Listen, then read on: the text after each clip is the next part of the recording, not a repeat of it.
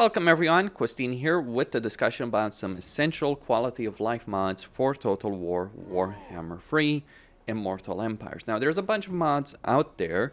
Some mods you can use for cheating purposes, for instance. Like you could install a mod like Toggle Fog of War, which you can use to toggle the Fog of War and see what your enemy is doing all the time.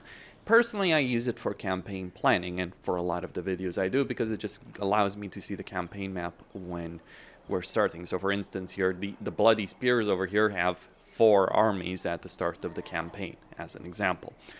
Then there's mods like Better Camera mod, which just improves the camera in the game.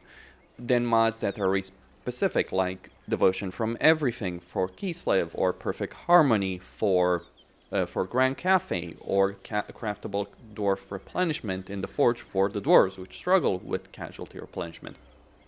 And so on and so on. The mods in this video are general purpose.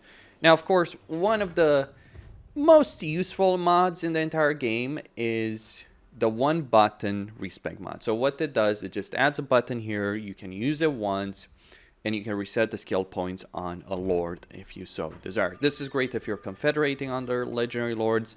It's also, of course, great to sometimes, just reorient a legendary lord or a regular lord, or spend the skill points elsewhere on a hero if you so desire. But you can only use it once. But those are just some examples of mods. The ones I consider more important, if you will, are as follows. The first one is no difficulty public order penalty.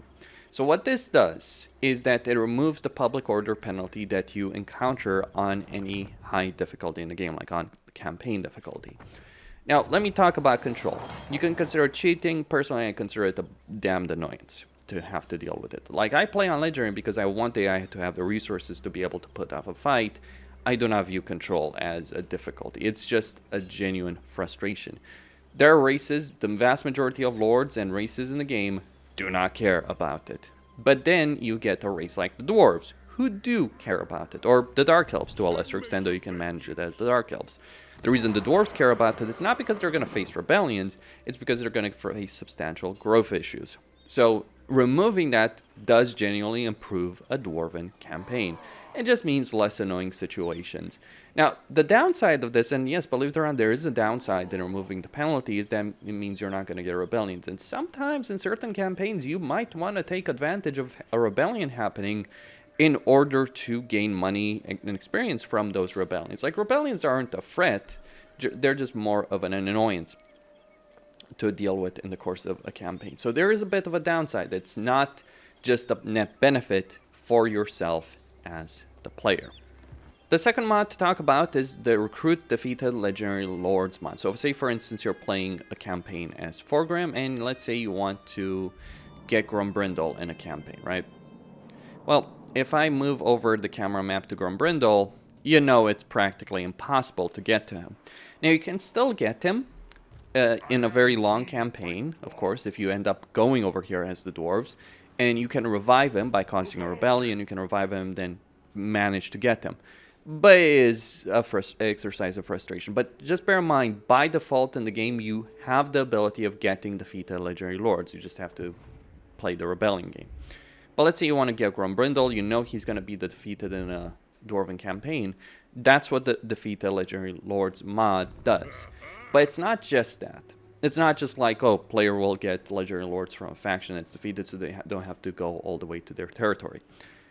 It also works the same way for the AI. So say, for instance, Skarsnik, who, if I'm playing Forgrim, will get wiped out very quickly. Well, Skarsnik won't be removed from the campaign map. Instead, he'll transfer over to a nearby faction.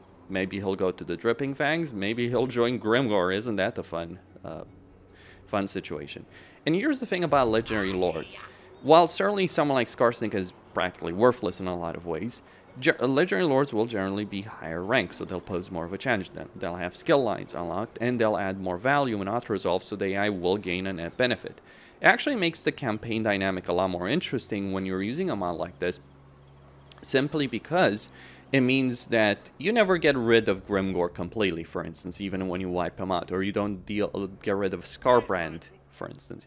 He's not just going to go, and in the case of Chaos factions, they're not just going to go to another demonic faction like Scarbrand going to another Khorne faction. No, he's going to go to a Warriors of Chaos faction.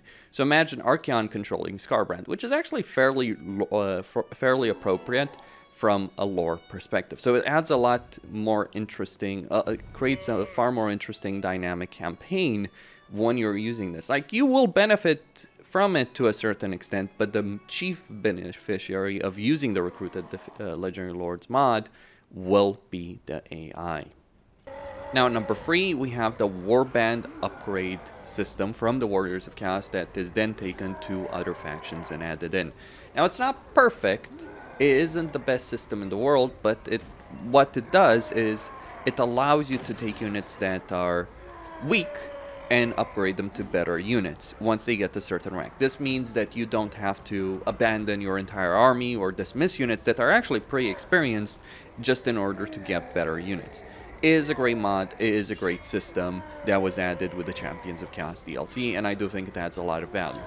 Sure, some people would say that it is blatantly cheating, and there are certainly advantages with regards to this, but I think the way it impacts the campaign overall is in a fairly positive way. Bear in mind that it's not just a net benefit, because one of the pitfalls you may encounter with this mod is that you start upgrading units, you might afford to upgrade those units, but you're just going to end up in a situation where you can't really afford the expensive armies you just upgraded. So keep that in mind, that it's not just a benefit to the game. It just improves campaigns in general, because you're no longer having to run away back to your home territory. I would not recommend using it for some factions like the Beastmen or the Tomb Kings because of the unit caps, or the Chaos Dwarves for that matter, because of the unit caps that those races have. For everyone else, however, there is no reason not to. Now, the fourth mod to talk about is the Auto-Resolve Quest Battles mod, which does what it says in the title.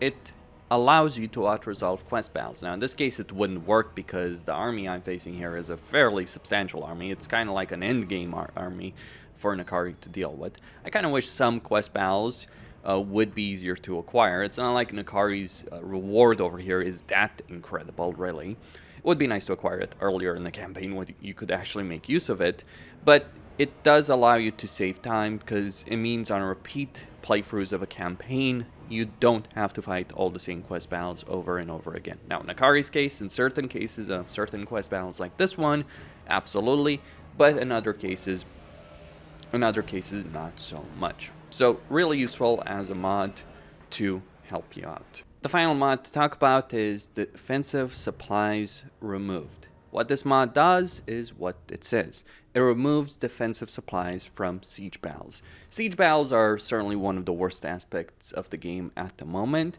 and they're especially bad because of all the constant rebuilding structures in them. Now, there's various mods that do various things on this particular subject. Some just prevent you from gaining defensive supplies after the battle has started, so you can only build towers at the beginning. Others do reduce how much you gain, and this one just completely removes them from the game. This is my personal favorite on the subject because I really hate the buildables in general. They look bad to begin with. They certainly look bad, and they're also overpowered as hell. You can win battles you should lose just with the buildables, and I just don't think it's a great system. Of all the things that Creative Assembly did in Warhammer 3 with a rework, adding the buildables was the worst thing possible. The sieges in general are not that great, so this mod will just make sieges far less frustrating and more enjoyable. Though you will certainly lose the defensive advantage that you currently have through the buildables, so keep in mind that is the trade-off with this mod, but overall I would say it's a net benefit. And that's all there is to say. Costin signing out. Don't forget to subscribe, like, and enable notifications, and stay tuned for more.